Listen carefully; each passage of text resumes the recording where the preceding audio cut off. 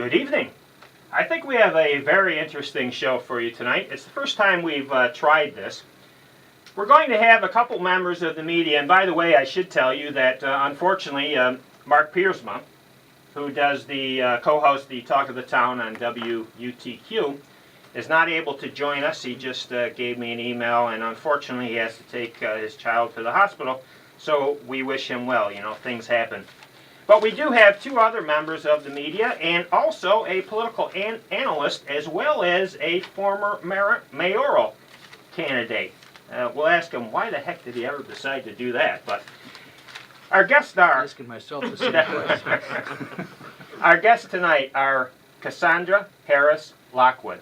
She's the CEO of something called For the Good Inc., and also publisher of the Utica Phoenix. By the way, as I told you, if you go to greenlocal175.com, click on the media button, and then the radio and internet show button, you can find out all about the detailed bios of all these people, and also a link to their various sites.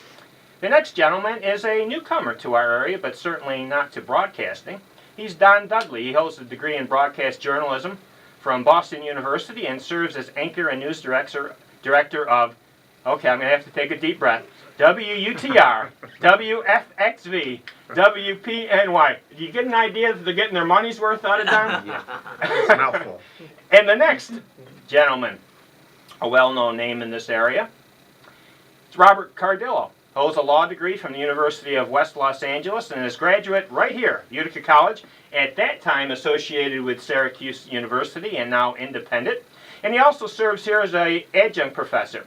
He currently serves as the chairman and CEO of the Cardinal Organization, a government affairs and public policy consulting firm. He has twice run for mayor of the city of Utica. Welcome. Welcome. Thank you. Thank you for having us. Now, let's get to the issue of this year's campaign. In your view, what were the broad issues of this election season? Were there any in your mind? Was it the economy? You know, when you ask people or talk to people on the street, what was affecting their vote? And when you speak, just bring that microphone right up to you whenever you're... Sure, Richard. I think that Don Dudley. Sure, I think that the lingering concerns about the economy, pardon me, certainly played a role not only at the national and regional level, but at the local level as well. People are still concerned about potential layoffs. Just last week in the news, we had this word that Lockheed Martin is going to be laying off some more people, that they're hanging on by a thumbnail. Governor Cuomo has gotten at least 1 more year's commitment out of them. That's 1,500 jobs, of course. And we have people here who commute from Utica or from Rome or from anywhere in Oneida County to Lockheed Martin, of course. So a lot of concerns still out there, I think, and I think that that helped drive, or continues to help drive, some of the voting patterns that we see. Well, that's the big one I heard. Any of the other two guests want to bring up any other issues that they've heard? I think... Cassandra, pull that microphone right to you. I do think the economy is obvious motivator in people's lives, or the lack of economy here. But Lockheed Martin in Syracuse does not eclipse the loss of Lockheed Martin here years ago. I mean, I think one of the reasons why all of the incumbents, basically all the incumbents won. Well, here's my question. I was going to follow up, but I wanted to get various views. If it was the employment, well, our employment's not so great here. Why did the incumbents win? Usually when the things are bad, you throw them out. It's promise. You know, the guys that are here were, you know, of whatever part they played in this coming nano, you know, development. And, you know, this wasn't the big presidential or even congressional year, you know, not throw the bums out of Congress. And I think that Richard Hanna is probably going to find someone will take him, you know, take him to the mat, you know, next year. I don't think Congress is in anyone's, you know, great graces, but I think that, you know, there's been such a, you know, string of, it's just a tragic, a train of a train wreck. Yeah, you know, the slow moving train wreck over the years that if these guys that were in place, however, effective, incompetent, whatever, that they're comfortable, the population or the voting public is comfortable enough to keep them in to, look what's coming forward. Well, the only thing is that the election of incumbents is not a new thing. And I'm just wondering, based on your statements, I'm a little unsure on that because, people have made promises before and they haven't come through, and these are the same people. Well, the governor didn't. Governor came and said this is going to happen. I think that there's some significance to that when the governor comes in and says, talking nano Utica, that has some significance. We did, in terms of the election, I think one of the things you need to look at is turnout. Sure. Turnout is terrible. Well, that's what I'm going to get to, voter Turnout apathy. Yeah. Voter apathy has been terrible. Mhm. It was 2 years ago. Think about this. You have a candidate who wins a Democratic primary in a city that's 2-1 and then loses the general election in a 2-1 Democratic city. It's almost... Well, that's the pathology Yeah, of this community. it's almost an impossibility in terms of if you look at registrations. It's also the pathology of money. Right. Mr. Morehouse far outspent Right, Mr. Zekin exactly. by Well, a very substantial But that's margin. not necessarily true because I considerably outspent my opponents 2 years ago, and that didn't matter. And think about this, in terms of money, Michael Bloomberg barely won the third term, spending $50 million to a candidate who I can't remember his name, but used New York City public financing. So money doesn't necessarily always make the difference. There have been a lot of instances where Well, wealthy people have run for office and haven't won. we jumped into Mitt these things a Romney little being an sooner example. than I had anticipated, but as long as you brought it up, money certainly was a factor in the Utica controller's race, was it not? Big factor. Mr. Morehouse spent a whole lot of money. Spent a whole lot of money on television. He spent a whole lot of money in print. He spent money on radio. You could have turned on local television without seeing Mr. Morehouse making his pitch, and he did it very effectively. He did it repeatedly, and in this case, spent tens of thousands of dollars, probably far exceeding how much that position pays per year. Well, you think it was that much? Because I think the controller's office gets what, $70,000-$80,000 is it, Bob? I think it's 60, actually. Okay. I think it's It doesn't 55, 60, matter. right? I think- a lot of money. Well, last time I heard, he was at like $40,000. So, and that was his own money. And that doesn't count street money either, so. Well, I have a question about this because what effect does money have on a campaign? But also, I'm a little perplexed a little bit. Now, during the controller's race, what came up was that Bill Morehouse didn't fill out his financial statements in an appropriate manner. So nobody really knew how much he was spending. Now we know, the only reason I know that he was spending that kind of money is because he announced on another radio station that he had bought tens of thousands of dollars on their station. And he was all over that station constantly. I realize that candidates have to, on their campaign disclosure forms, and I'm going to probably start off with you, Bob, have to document such things. But what about, we want to be transparent, and we talk about transparency in government a lot, but I'm concerned about the transparency of the media as well, because I'm going to get to a thing that came up with Mr. Morehouse called into Mark Piersma and sort of gave him the business, saying he was in the bag for another candidate. So, I'm wondering, in terms of transparency, wouldn't it be a good idea if all the various medias, even if it's a small publication like yours, Cassandra, or we work our way up to the big bucks of TV, although we must say that political ads have to be at a less cost than regular ads, That correct? is correct, yes. So wouldn't it be nice to have the individual stations or broadcast media after the election cycle disclose how much they made from each candidate and also, groups or whatever? Bob, what do you think about that? Tackle that first. First of all, the disclosure, it's already there. The form that they have to, there's a 10-day But it's harder prior- to put together, Not really, because you have to literally disclose who you spent money with, and you're going to see Station X, Station Y, Station Z, Okay. media consultant, whatever. And it's there's one that's 10 days before the primary. There's one that's 10 days before the general election. And then if you get a certain amount of money, it has to be disclosed within 24 hours of the election.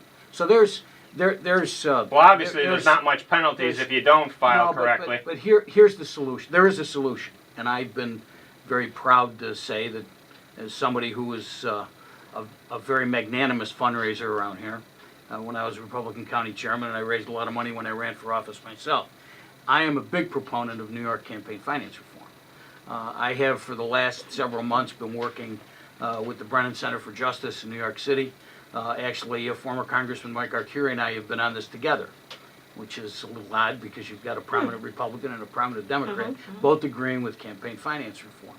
And most recently, the governor created the Moreland Commission to investigate corruption and wrongdoing with financing. And ironically enough, and I'm very, very pleased and happy to be able to say that the DA Fitzpatrick in Onondaga County, who's a Republican, has gone out on the limb as the chairman of the Moreland Commission and is now an active supporter of campaign finance reform in New York State. And I can say this to you because I've been around it on a federal level, I've been around it on a state level and a national level. It is very difficult. When you think about Congress, for example, you'll have a member of Congress, and you mentioned Richard Hanna, get an opponent. The first time that Ray Meyer and Mike Arcuri ran against each other, which was at that point an open seat, they spent $2 million apiece, $4 million in a campaign for Congress. Now forget what the position pays, because I don't generally believe people run for public office for money, particularly at that level. But how can you say no to somebody Well, Bob, who's given you... at least not the salary. No, they seem to make money other ways. It depends. But how can you say no to somebody who's given you a substantial contribution or who's raised you a significant amount of money? So if just by virtue of the fact that you need that much money to run for office, that's a dilemma. One of my questions as a party leader, the first question I would ask a candidate, you want to run for, it wasn't what were your views, how much money can you raise? Because you need money to get your message across. But if you use campaign finance reform, and interestingly enough, this great state of Connecticut does it very well. Their legislators can only spend $30,000 apiece. And it's financed by the state. It's financed with tax dollars. But you have elections that are controlled money-wise because now you really have to have candidates talk about what are you going to do? Are you talking What's your about public platform? financing Public of finance. elections? Absolutely. Are you kidding me? Do Absolutely. you actually want me to pay for the kind of Absolutely. vitriol that went on in the controllers debate? No. It's bad enough that not I if it's had controlled. I had to address these issues. Not if it's controlled. If they have public financing of campaigns in New York City. Robert, aren't the taxpayers already paying for enough? A lot of people Right. would say that the taxpayers, they have an option, certainly at the federal level, to contribute to public financing of campaigns. But the three of the probably the most overworked words in the English language, when you string them together, is campaign finance reform. How many times have we heard those words going back years and years and years? Over and over again, we're going to change the system. We're going to reform the way that we're going to reform the way that that the campaigns are run. We're going to have added transparency. We're going to do X, Y, and Z. It's become a mantra for politicians, and I think the voters are just, in some cases, tired of hearing it from the politicians. I think that that's all well and good, but and we should get finance reform, campaign finance reform. But once they get into office, especially on the congressional level, the lobbyists handle it from there. And Right. we are talking about a bought Congress. A bought Absolutely. Congress. They are controlled by the moneyed interests. That's all there is to it. And we are in an era of super PACs, Cassandra. Well, not in which only the that, super PACs Cassandra- have far exceeded what was anticipated or what was expected. Super PACs have now taken the power away from the grassroots movement that could exist before the super PACs Because came into corporations existence. are now And the individuals, corporations they're now people. have absolutely no limits on how much Right. they can put into a campaign. Well, you talk about influence, but that's only vulgar. one of It's the vulgar. things It's to of, the of point where running it's for just- this money all the time. They spend all their time on fundraising and not addressing the issues of the country or locality, whatever the case may be. But let's get back to this controller's race, because I got an email from Jim Zecca, one of the several. Jim is not too pleased, although I think everyone would agree that Jim Zecca has always been a gentleman and has conducted himself as such. And what he had to go through with the Democratic Party, you know, for him still to stay a gentleman is really a good thing for him. But he wrote a letter to WIBX, who I mentioned that Bill Morehouse spent many thousands of dollars, tens of thousands of dollars with. Of course, Jim could not match that. And he wrote an inquiry asking, are you aware of FCC regulations and equal time and all that kind of stuff? But what, Cassandra, this would probably be a good question for you, because you've been around the area for such a long time, observing the political scene. What effect do you think the amount of money Morehouse versus Zecca had on the race? Do you think it was the tipping factor?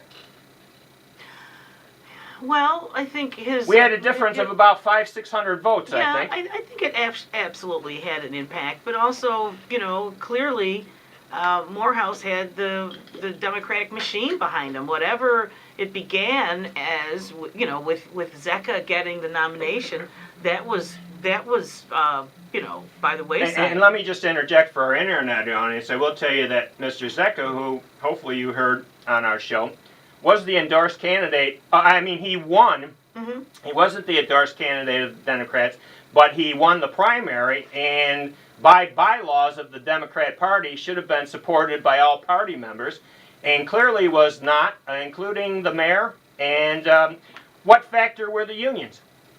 Sorry. Well, they're And gonna I'm turn, asking. that's the machine. That's That's the exact. machine. That's the machine. That's the Okay. machine that's going to come out, turn out, bring those votes, and make the difference. I don't know how many, you know, combined, you know, votes there are between the firemen and the policemen and their and It's pretty substantial. well, it might be 500 or 600. For a small turnout, which it was, Yeah. it's pretty Let's break substantial. it. Let's break it down by dollars per vote. Okay. Mr. Morehouse and Mr. Zecca, amongst themselves, split slightly over 5,000 votes, I believe, something we're in that general vicinity. And so, at roughly 2,500 votes was the winning margin. Yeah, and you look at maybe expenditure of some $80,000 to $100,000. No, the winning margin was like 500-600 votes. 5,600. I'm talking Okay. about total votes. Oh, total votes, yeah. Totals, Okay. right? That's a pretty expensive tab per vote you're getting there. Right.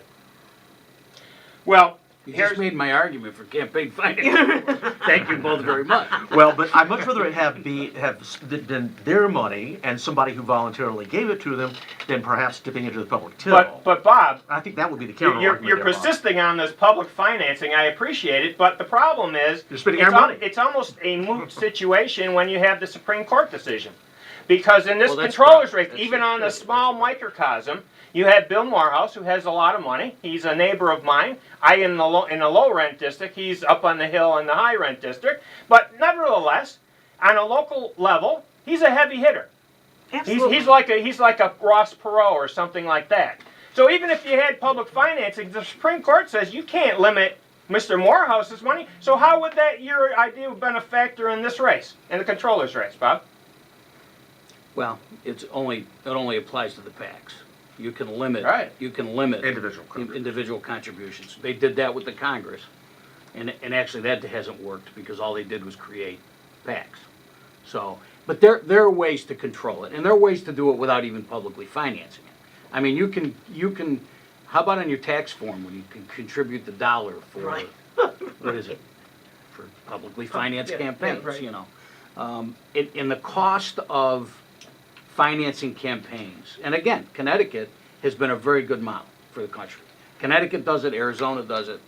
And one of the problems that we have with people that run for office is I think they're very well intentioned, but you talked about incumbency.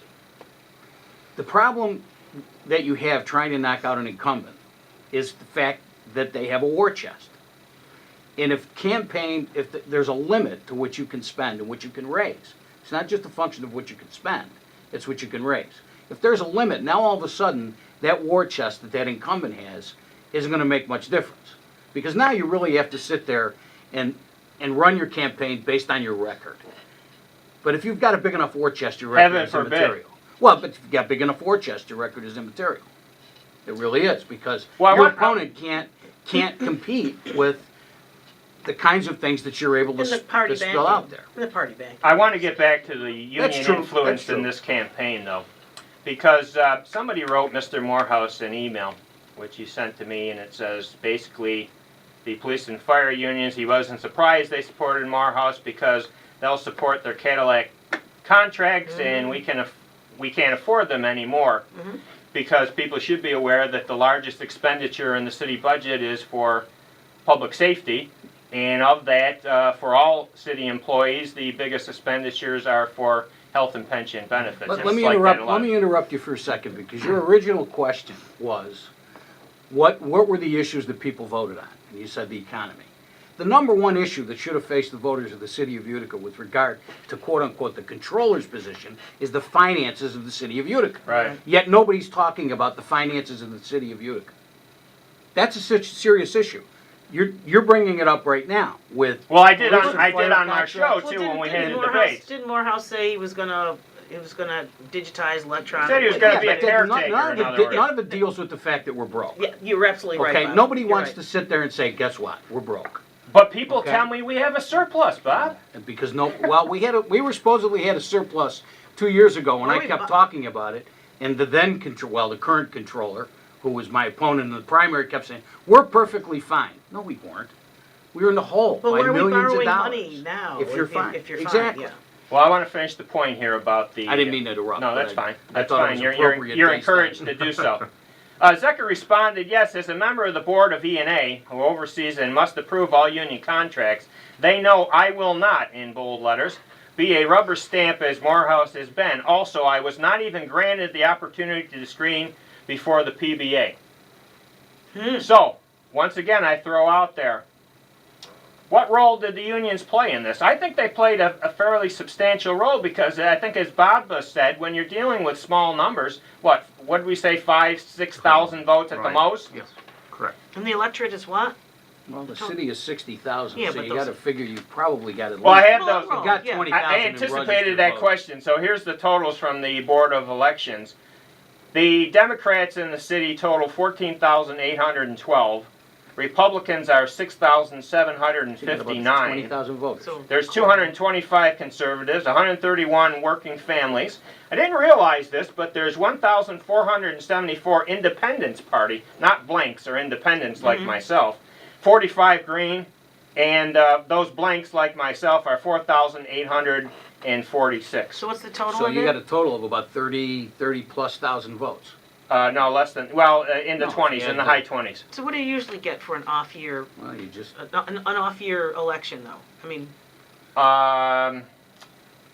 don't- I thought it was, isn't it lower than that? Yeah. Yeah, so this was better than, But there, Average, that but not could have, good. well, No, Cassandra, no, no. probably I been driven by think Prop the One. I think the Might have city been I think one the of the city reasons was that much, people came much out to worse vote. than average, but I think the county turned out to be sort of average.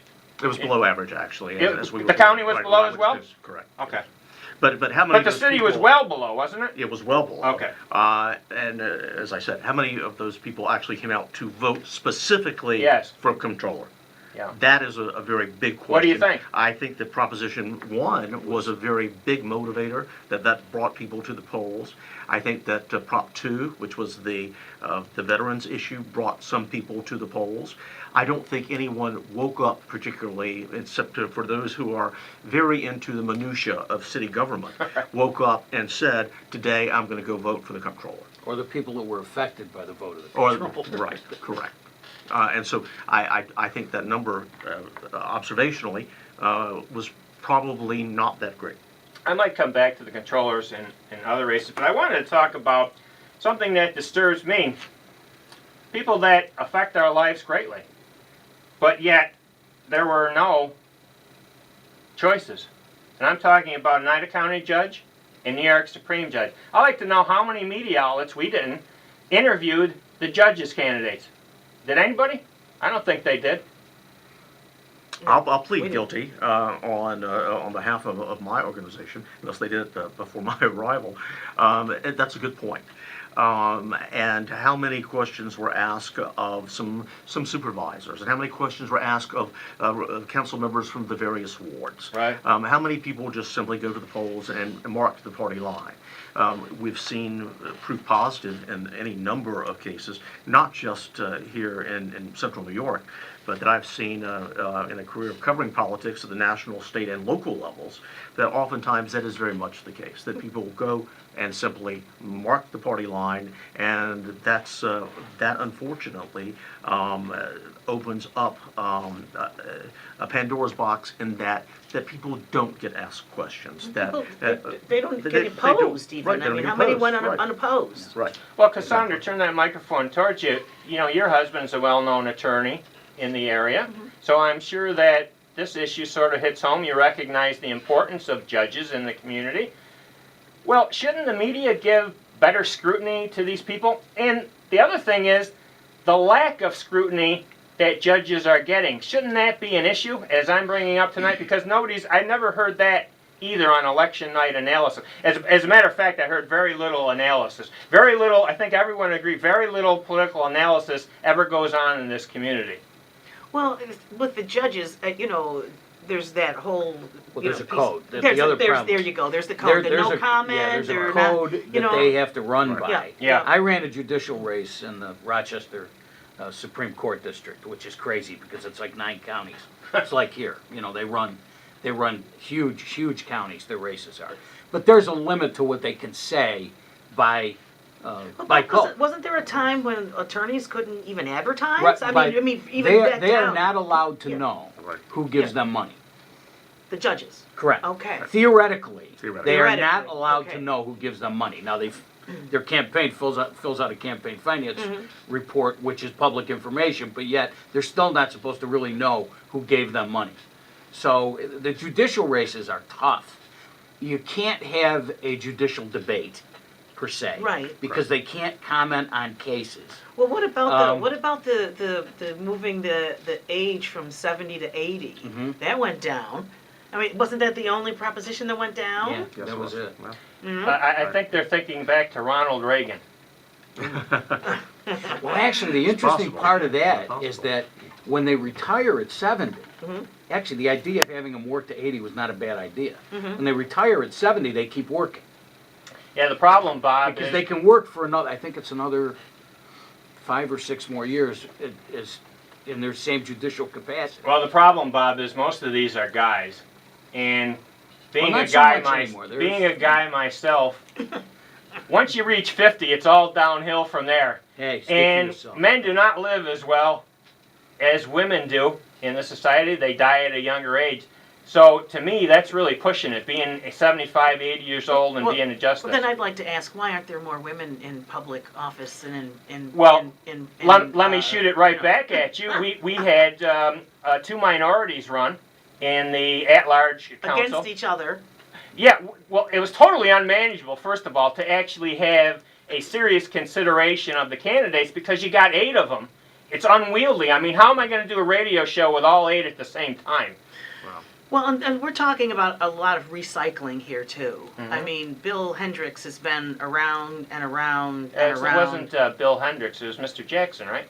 Oh, you're talking about Oh, legislature? legislature. No, Okay, legislature. I'm sorry, go ahead. I was talking to the legislature between Right. Franklin Davis and, Yes. and Bill Hendricks. And, I mean, that's a worn out record, in more ways than one. So, I mean, but when you look at politics, and then even you look at not enrollment, but the jobs in Oneida County and in the city of Utica, you don't see a lot of women, you don't see a lot of minorities in any of those positions. I think that's a real problem. That never has gotten to Well, be I an would issue. argue that you see more of the same ideas as well, because I'll tell you why. Wait, what? You see very little different ideas. Right. In other words, out of the box thinking. Right, It's all okay, the same sort of party line thinking. Because I'll tell you why. Robert Clemente, who ran as mayor as a Green Party candidate and now was an at-large Common Council candidate. if you listen to Bob, and I have a little bias because he's talking my language about sustainability, the importance of green infrastructure in getting these things into your community, how they can be job creators. They're not just, dollar suckers. They can actually help your community grow. If you listen to him talk, he had the most substance and out-of-the-box thinking clearly of any candidate by far in that election. Which one? Bob Clemente. Which A couple of years ago? Oh, no, I'm talking about this election Don't say as 2 common years ago, councilor. 'cause I'll debate that one. As common councilor. So, the thing is, though, that you could go two ways. One, that people don't care, or two, they disagree with his message. Or they didn't get his No, message. I don't That's think true. they disagree with the message. I think maybe they don't understand the message. And the other problem is when you're, in many instances, because I remember I was on a podium with him 2 years ago, and I think the environment is very important. I think we need to do things for the environment. But if you're a one-issue candidate, I don't think it's he was difficult. one issue. Well, but he was 2 years ago. He was 2 years ago, right? In that instance, it was like, it was kind of a joke because we'd all kind of laughed. The answer is a tree. We need to a tree. And I think you learned maybe from that experience. But you've somehow or other, you have to get young people motivated. And I can say this because I teach this stuff. I watch my kids at MVCC and I teach in the lower level at MVCC, and then here I teach the faculty position I have here is with graduate students. But at MVCC, I teach political science, PS 101, and to try to get these kids motivated because they don't understand. They don't really know what it means to be involved or to understand what effect it has on them. First question I ask them is, are you going to pay taxes at some point in your life? Yeah. Oh, okay. Well, are you going to own a home? Probably. You going to get a job? Yeah. Well, guess what? Every politician is going to be in your pocket. Somewhere or other, sometime in your life, some politician is going to be in your pocket. Interestingly enough, we've been having the health care debate, which all of a sudden says, well, I don't really want to have health care. Oh, wait a minute. Now you have to have health care according to the Affordable Care Act. Right or wrong, these are and now they're starting to understand. But until we get young people, and I have 70 students in my 2 classes, and I can tell you that if 10% of them really care about what I'm talking about, and believe me, we don't have your typical, let's give me a definition. It's back and forth, really combative, because I want them to express themselves. Well, I have to think. And that's a tough I thing to do. understand what you're saying, but I think when you start talking about health care, women have a different perspective than men. Because even young women get it that women are, being a woman is considered to be, what is it, a pre-existing condition. We kind of have, we have medical, internal issues that have to be addressed over a period of time, and that's something you're just not going to get away from. And it's something that has been penalized by the medical establishment for years. So, with women having to get pap smears and breast exams, and can we talk about these things? Absolutely. No, I know. You know what I'm saying? I agree with you. Guys, I don't need that stuff. I don't need any health care. Girls know they got to get to a GYN. And when I'm talking about my students, I'm just, and I use healthcare only as an example of, yes, it affects you. So you should know who represents what interest and who supports what, because it affects your daily lives. The problem is that people, unfortunately, because I think there's so much apathy. When I grew up as a kid, political people were held in high esteem. They were. Okay? Not anymore. Today, they're the bottom of the barrel, which is a sad commentary in many levels. I don't think it's a sad commentary. Well, I'll tell you why. It's because the quality of political leadership. You don't let me finish. It's a sad commentary because these are the people that are making decisions. Okay? And if we can't feel comfortable or get the right people involved, and I think that's the issue. People don't want to get involved because they don't want to go through the idea of public service is no longer the idea of public service that it used to be. If you go back to the founders' idea of Congress was never to go to Congress and spend the rest of your God-given life there. Go for your 2 years of public service, then go back to the family farm. It was never where you had to be slaves. there. Where you had slaves. Well, but that's Okay. not in the North. Well, That was in the that's South. not true. Are you kidding But- me? all right, so wait, Slavery didn't end in I'm New York just until a- 1827. So yeah, they all had slaves. You know, But I'm not talking about that. Well, I I'm just am, talking- and I I'm know you saying are. I'm talking about women and minorities within this whole. But you're making the whole thing about women. I'm just talking about people in general.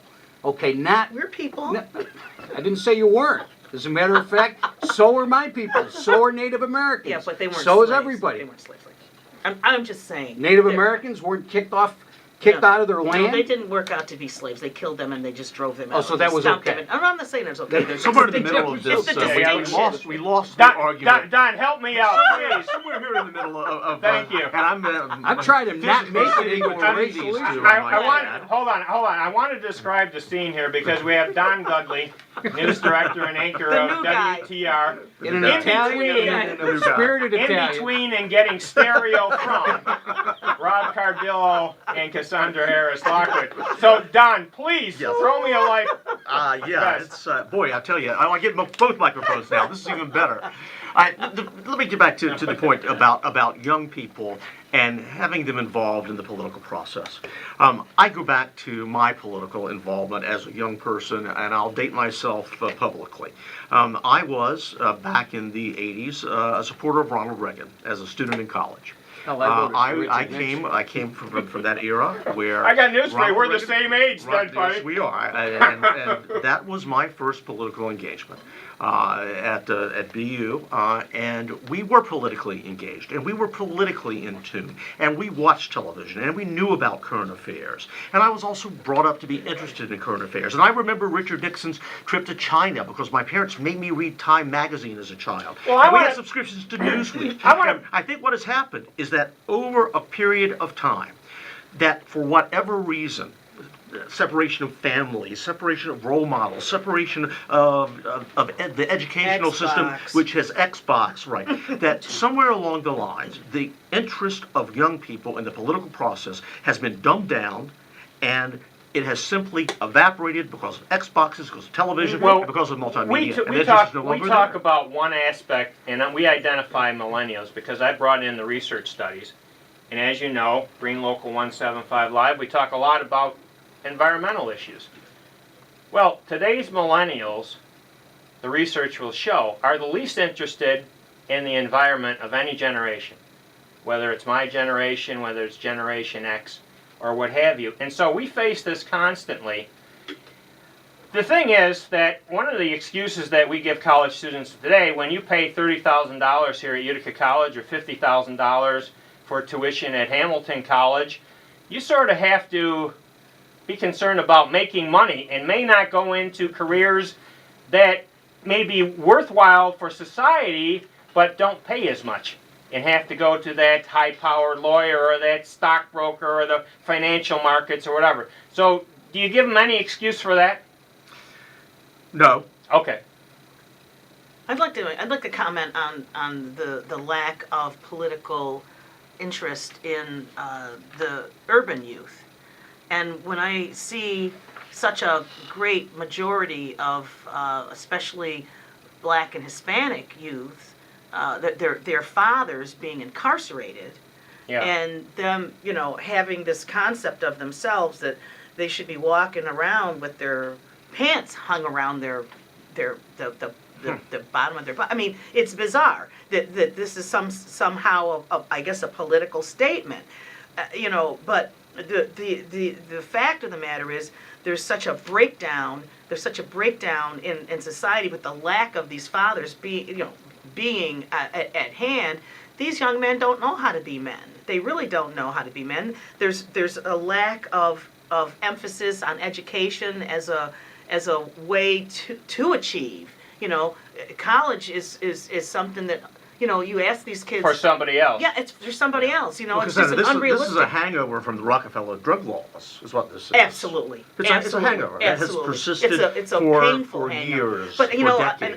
and on top of that, I think that the media, the music industry has played into the hands of the for-profit prisons by perpetuating a stereotype of young black men Very true. as gangsters and thugs and And that's somehow misogynistic. cool. Yeah, Somehow yeah. that's to be accepted. It's to be embraced. Yeah. It's to be. Yeah. It's something to wear as a mantle of a man, And, of who you yes, are. yes, and It's then to building your reject, identity. and then to reject any kind of mainstream, accomplishment as being white or something. I don't. as being laudatory, as being something to look up to and to Yeah. strive to achieve. Yeah. So I mean, I think there are numbers of different levels why. Right. Because I'll date myself. I remember watching on television when dogs were being held back from attacking people. Black people and white people marching in the streets of civil rights. So I mean, there was a time when we put ourselves on the line. I know I marched. I was very active in the Civil rights, the environment, there was a anti-war, different time. Women's Right. liberation, black liberation. So these are all things where we engaged entire. I mean, colleges shut down because they were so involved in a political Vietnam War Yeah. Kent was State. a perfect example. Oh, Kent Kent State. State. Right, Which is when I was in exactly. college during Kent State last year. I want to get back to some of the media issues of this campaign and pose this question that concerns me a bit. You know how we in government are always worried about the revolving door, somebody who works for the government and then is close to a particular, company or Lobby, whatever yeah. doing a job, and then, they get out of office and then, oh, well, guess where they end up? Well, is there too close a relationship between politicians and members of the media in this area? I'll give you 3 examples. And I'm trying to hit each kind of medium. John Steeman used to work at WIBX, now is associated with Anthony Brindisi. Oh, he has a long string of associations worked- with he the worked- assembly. yeah, From he worked for Roanne, Roanne. yeah. Renee Gamella, who used She to work worked for for the the OD OD. and now is Mr. Hanna's. She worked for Tim personnel. Julian. And Bill Keeler, a name that's familiar to Rob Cardillo, who at the time, now does Bill Keeler, he is now a talk show host, again, for I think his 10th time or whatever is another station, but does he also do political campaigns as well as being a talk show at the same time I though? don't know if he did. You gotta put that close to Why do yourself. you He feel did, that? but that's- I don't know where you're going with Yeah. this because Well, what I'm what's- wondering is, I see that there's too close a relationship, in my opinion, between members of the media and politicians. And the manifestation of that is I don't believe that they're as hard-hitting as they should be because they're always worried about, being chummy with them well, for whatever reason. How about Chris Matthews, George Stephanopoulos? I want to Diane keep it Sawyer, local. Diane No, Sawyer, Diane Sawyer, Richard Dixon. Joe. Hold on. Joe Time Scarpa. out. Time out. That's I want to talk local. yeah, but I'm that's a not ta- natural. That's a natural But progression. listen, you want somebody that can write a press release. You don't want Yeah. somebody that knows, that can work their way around a press release and knows how to get to those media How outlets. do They're we not- get to my assignment editor? So my assignment editor will send them to a news conference, which may or may not be interesting. Probably not. Well, Joe Kelly. Joe Kelly Joe Kelly worked for Senator Donovan. Right. I mean, Joe it's a Kelly lot- was on Eyewitness Joe, News tonight. Joe's a so. great. Yeah, Joe's a great. I mean, I think it's a logical. I think it Yeah, is. I too.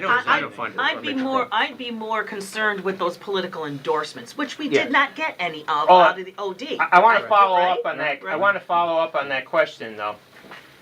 So, what role or responsibility does the media have for what most people describe as a dysfunctional government? I think the media can do a better job, particularly, I think the national media does a pretty good job.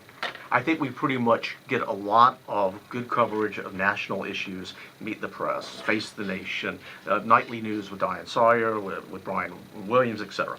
I think as you get down to lower levels and to the local level, the worse it gets. And the less robust debate that you have, and certainly the fewer participants in the process that you have, as we saw by the turnout in this off-year election. And so what can be done at the level of a publisher as Cassandra is, or a news director of a media outlet as I am, or as an editorialist as my colleague here is, what can we do to do a better job of covering our local races?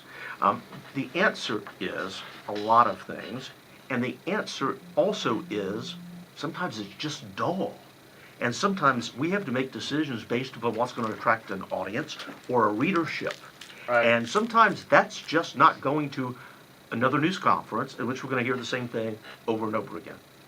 Well, there's one, you talk about the media, and it's funny because this is another, my kids at my political science class have to write a paper on the media and its relationship to politics and government.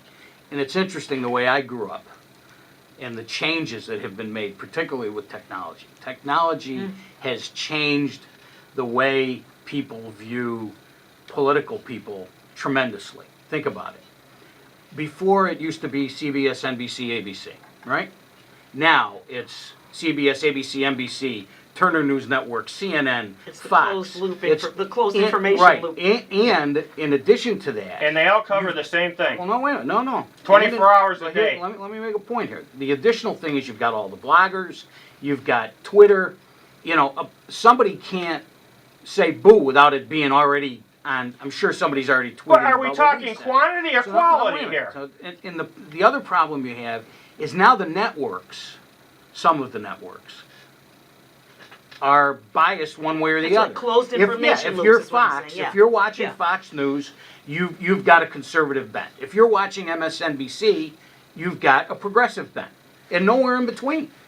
And that's wrong, So, all right. because instead of being able to make your own, and this is what I talk to my kids about, I'm not standing there to tell my students what they're supposed to think.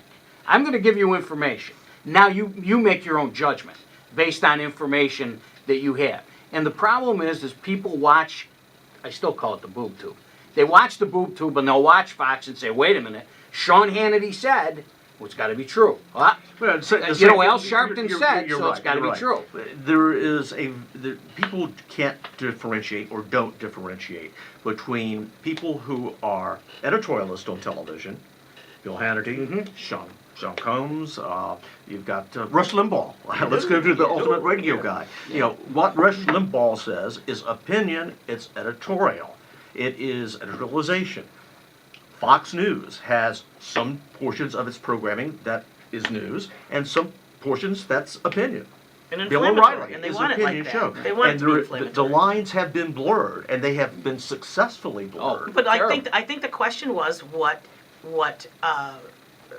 duty, right? Yep. What does Responsibility. what responsibility does media have? Now, I think that's interesting when we're talking about endorsements. Now, the Utica Phoenix is a very unique model because it's not a for-profit corporation. It's a not-for-profit corporation. I don't know how many of those there are around, but our 501c3 says we cannot take a political position. Yeah, same as our show. Okay. Right. So but for instance, the editorial that I have in this current issue of the Phoenix has gotten a lot of attention because I basically put it to all the electeds, and I said, you know, there's $35 million in public money that is coming into this community for the renovations and repairs for the arterial. Okay, how much of that local money is going? How much of that money is going to local people? How much of it? You know, and they have these electeds, the newly electeds, and the incumbents, whatever. You know, they have the ability to leverage influence on how that money is spent, where that money is spent, and who gets those jobs. And I put it to them. And they're, you know, I mean, I had Buddy Gelati come up to me the other Monday morning and say, there was a great article, and we want to continue that conversation. I think that those kinds of issues, when it comes to where media can call them to task, call It's political. responsible journalism. That's what There it you go. is. Okay. But we don't have a lot of that, Well, unfortunately. I'm raising my hand. No, that's good. You know, Well, let me ask you, and you mentioned endorsements. Haven't endorsements sort of gone by the way of the dinosaur in this area? I don't know. When There's not too many of them. Do you? Well, the Did big the OD races, the indulge? big races. Now, the Yeah, big but races, even the OD will even come the out. last They didn't- cycle of they big didn't races, they always. didn't endorse they it. didn't in our mayoral race. Was it scared? Yeah. I don't know why you're scared of No, I think you'd have to agree that as years have passed, There's the less and less, endorsements yeah. have gone. What do you attribute that? Well, I think, didn't the OD say Bob, that now put it's that closer to you. I think the OD said that it's a policy now that they don't. Really? Yeah, I think it's. I missed that. Yeah, I think it's a policy that they don't. They did years ago. I mean, When they for were many Gannett? elections. When they were When they were Gannett. Gannett. Uh-huh. Yeah, I think, but I think it's a policy that they don't endorse now either way. They And didn't endorse the Cassandra, county have you ever executive or endorsed any a of them. candidate at your newspaper? You can't You because can't. you're No. not for profit. Yeah. And so, Don, what about your TV? Has there been any discussion of possibly endorsing people this election cycle that you know of? Absolutely not. Nor has there been in any television newsroom that I have worked in over the last 25 years. Okay. There have been editorials generally delivered by a general manager that will touch on public related issues. But certainly none of that has ever crept over into any television newsroom that I've worked in, which is a good thing. Right. I mean, separation of church and state is very much alive and well, I think, in most newsrooms. Good way of certainly, putting it. certainly it is in ours. One of the. Let me just interject, Bob, to hold that thought. You are listening to Green Local 175 Live, and we're having the kind of discussion that I had hoped for when I invited the guest, a very lively, wide-ranging discussion. And our guests are two media people, Cassandra Harris-Lockwood, who runs the Utica Phoenix, an independent newspaper. And we have Don Dudley. He has a lot of experience in news, but he's just locally for just a short period of time, just before election seasons, and he's at WUTR. And we have, who's just about to speak, Robert Cardillo, who is an adjunct professor here at Utica College, graduated from here, and is also a consultant, and twice ran as mayor for the city of Utica. Bob. One of the things that the media could do, particularly for local elections, and I found this to be quite frustrating, is to have a good series of debates.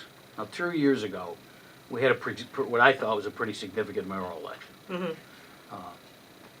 We might add that Bob was in that. Well, it was, look, they all are.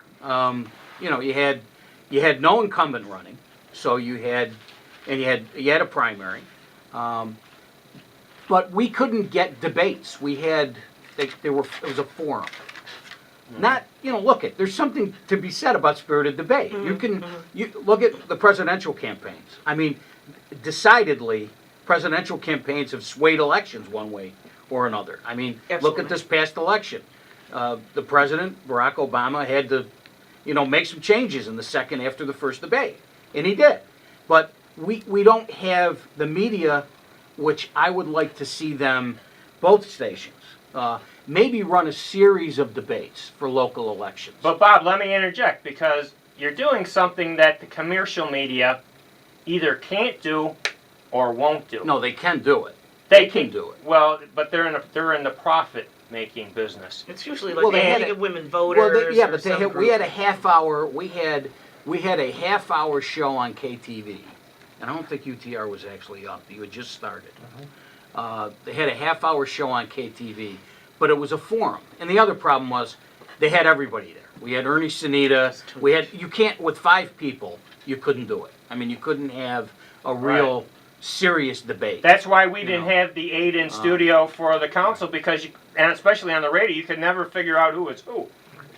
But I think that's a way that if you had that the public can But have this more is- than one opportunity This is to way, look Don, at candidates. this allows me to toot our horn a little bit, because here's what we're trying to do at WPNR and Green Local 175 Live. This was our first time that we did debates. And so we're going to take advantage of our non-commercial status that allows us to have large blocks of time that are uninterrupted. And although I somewhat agree with you, Bob, that the stations can do more, Don, I sympathize with you as a commercial outlet that you can't devote the kind of hours of commercial-free time that I do. That's correct.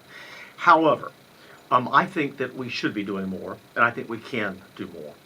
After all, we are not a cable operation. I'm an over-the-air broadcaster, and as an over-the-air broadcaster, WUTR, WFXV, are licensed by the FCC to operate in the public interest, convenience, and necessity. that is required of broadcasters. Oh, and speaking of the Well, FCC, I'm looking at the clock. You're listening to Green Local 175 Live on WPNR 90.7 FM Utica. Thank you, Don. You have just completed your legal obligations at the top of the hour. Very good. That's good. The check mark off. No, go ahead. I interrupted you. Could finish your thought. No, we have an obligation, I think, to do more of that kind of thing, to do more community service type things, and to, wherever we have the opportunity, to step up to the plate and play a more significant role, perhaps, than has been done in the past. Yes, we are a commercial operation. Yes, the business has to make money. But yes, we also owe something back to the community. We operate on the public airwaves that are owned by all of us. And my philosophy, and I believe the philosophy of management at both the local level of this company and at the national level of this company, has been very supportive. But you didn't have any debates or anything like that, right? For my time. Yeah, all right. Well, there you go. See, that's a good way of... One of the things that For the Good has done, well, you know, the Utica Phoenix, is pose questions to all the candidates and give them the opportunity. Because yes. you did, we did Absolutely. that when you were running for mayor. Right, which was very good, and it was a significant amount of space. Right. It wasn't, Right. you know, give me a blurb here. Right. We So- wanted to, you know, put, you know, and there was I some like of those that challenging- format, too, by the way. Yeah, there were some challenging, you know, questions. But picture this, and I can't imagine why it couldn't be done. If you had, let's take, for example, a mayoral race or a county executive race. Those are the primary races. If you had a setup similar to the way they do a presidential debate, where you have members of the media ask questions, Right. and the public can have the opportunity to really see how a candidate reacts. That's important. I mean, it's not a canned speech anymore. I tell you It's what. not one of these 3-minute, okay, I gotta- tell me how much you love Utica. I It's gotta- more than loving Utica. I got to disagree with you because the reason we called our debates Not Your Father's Debate Night. Because what I see, let's take the national level. You know, when they do the presidential or the vice presidential, usually what you have is you have a moderator who's from the media, and then you have 3 or 4 other media people there asking questions. And the problem is, the way it works out, some people are in the bag for one party or the other. It often works out that way, and they skew it so that they try to get some balance. But the problem is, they go from one question to the next question to the next question, and although there are certain time limits for responding and interaction and follow-ups, there really isn't. So what we did was, I was the debate guy. So this allowed me the freedom to keep following up and get answers. So in other words, you'll see these debates where candidates don't answer the question. Well, we're not going anywhere until you answer the question. See, that's a much different format. So part of the problem is, to me, with the debate format. Anybody want a copy on that? Well, formats can be changed. I think the important part of it is to establish a series of debates so that you have, let's say, 3 debates. That each station, maybe UTR sponsors one, KTV sponsors one, YNN sponsors one. And On then you different have subject matter as you right, go right. on. Like Yeah, say yeah. one on the economy, one on finances, one, and model it similar to the presidential elections. I think the League of Women Voters would be thrilled to Oh, get involved absolutely. in something, but Absolutely. not have these, you know, softball forums. A forum is a forum. I want to be able to look my opponent in the eye and ask him a question. Like, you know, you and I could talk. And that doesn't mean after it's all over with that you're not supposed to be friends, you know? I mean, it's a competition. I'm So going let's put your best foot to move forward. on here for our last couple of questions because I'm holding you over as I promised in my emails to you. I knew we would because an hour goes by so quickly, even though it's commercial free, and especially when you have multiple guests. But I do want to cover 2 more things.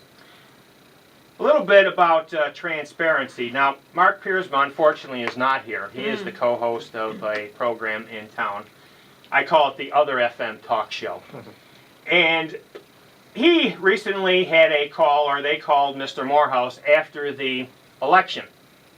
And apparently Mr. Morehouse wasn't such a gracious winner. I heard it. I heard it live. Well, I'm going to play it for our audience, and I'll put it up here in the studio so hopefully you can hear it without having to put on your headphones. So let's play that now. Yikes. Can we talk? Yeah. phone right now. It's now it's Comptroller Bill Morehouse. Good morning, sir. How are you? Good, guys. Frank, I appreciate your neutrality, and I respect you as a journalist, and that's about as far as I can go with you guys. I mean, what's up, guys? Bill. So how was it feel to step away the window last night? You know what it feels. And I have to be the professional here because I don't want decorum to come down on my head. But from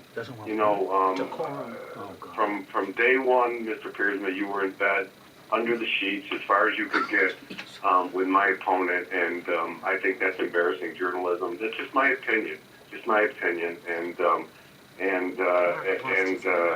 I think your network had an agenda, and the agenda didn't work. So, you know what? And Frank, once again, I respect your neutrality, and if you guys need something from the controller's office, foil it, and we'll be there with that. So, Awesome. you guys have a great day, and Oh yeah.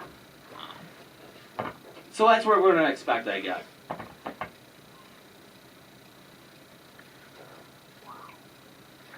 That's what we're gonna expect. He's our controller now, Mark. At least the city of Utica's controller. Thanks for your neutrality on that, Frank. I'm trying to neutral. I mean, I don't know what to say. I mean, that's his opinion. Let him be, man. We just said it's gonna be good radio. No. Gotta give him the congrats. He won. Yeah, congratulations. Okay, so now we're back. I want to make a couple comments about that, and I want to get your reaction. First of all, Frank let the veterans eat cake, Elias. That's the Mark's co-host. This is the whole point. The point is not about getting good radio, because I don't care about that kind of stuff. The point is about transparency in government. Because the last candidate who said he would run for $1, this is before your time, Don, was a Mayor Hanna. No, Congressman Hanna. No. It was his uncle. That's We right. can do the glossary. So we gotta give you a little history here. But let's make that clear. It's not the congressman, because I'll be getting calls right after the show. It's Uncle Ed, though. It's Uncle Because Ed. of what happened during his administration. And he was a person who was very much against transparency, very much holding information. You know, you had to sort of wring his neck to get stuff out of him.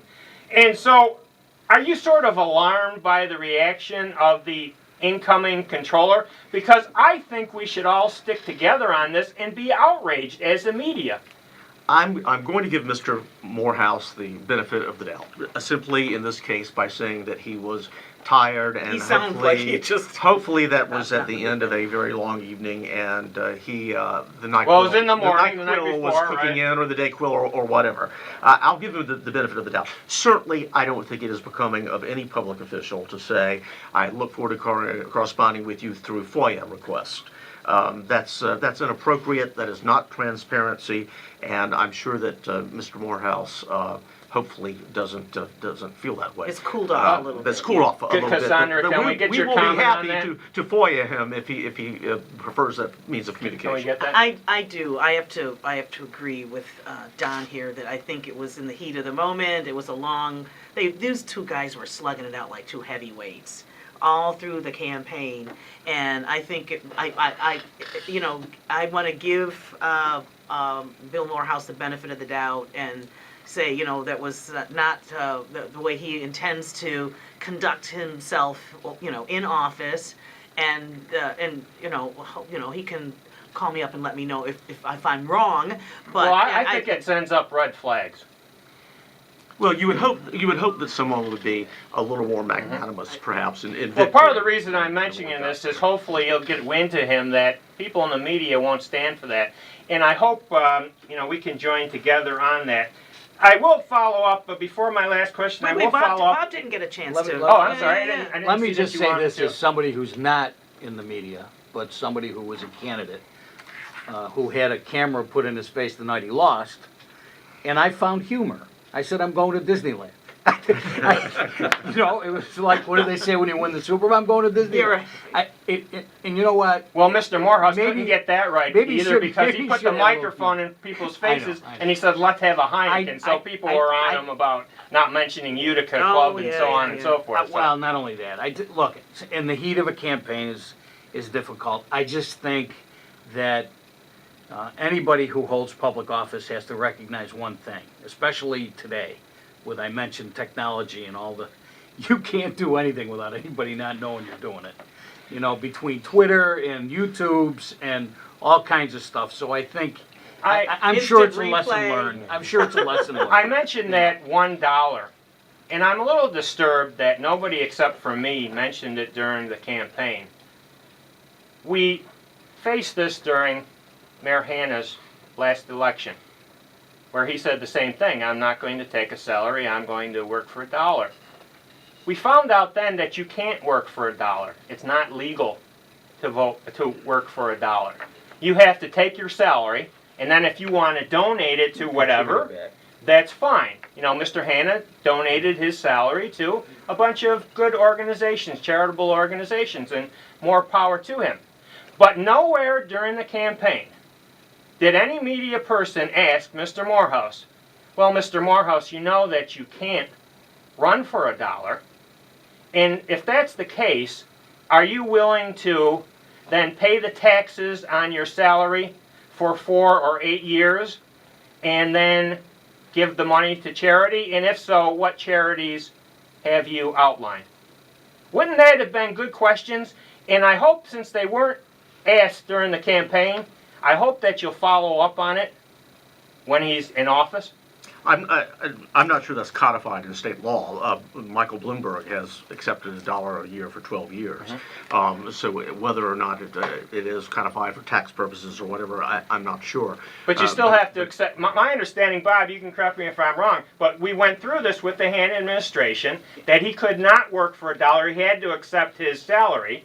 You know, whether he wanted to say it was $1 or whatever, but he had to pay taxes on the full amount, Yeah, correct?